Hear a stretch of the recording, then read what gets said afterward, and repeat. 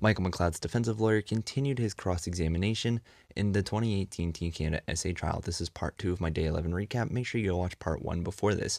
If you're new here, I've been covering this story every step of the way and will continue to do so, so if you want to support me, make sure you drop a follow. The lawyer then started questioning whether EM was made to touch the men's crotches on the dance floor or she did so on her own. He played a video from the dance floor at Jack's bar. EM appears to be dancing between Brett Howden and Michael McLeod, and she appears to touch McLeod's crotch. She said in that instance when she did touch his crotch on her own, but earlier in that night the men were guiding her hand towards their crotches as they danced.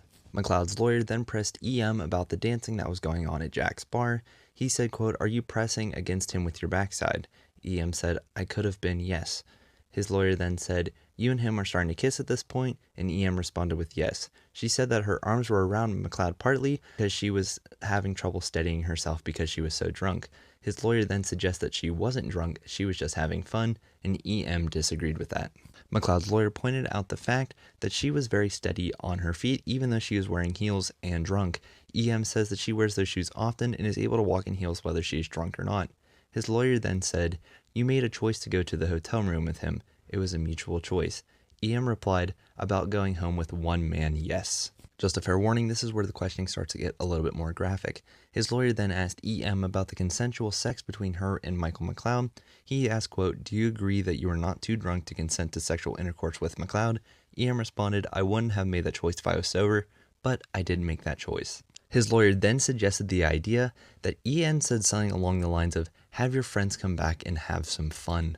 His lawyer told EM that he believes that she suggested McLeod have his friends come over because she was interested in having some sexual interactions with them. EM then responded, "No, I don't think that's something I would say. I am very shy. I don't think that's something I would ever suggest." His lawyer responded, "I suggest that at that point, you didn't want to go home. You wanted this party evening to continue and for some of the players to come back to the room." EM responded, "No, I wouldn't have done that. I would have wanted to go home."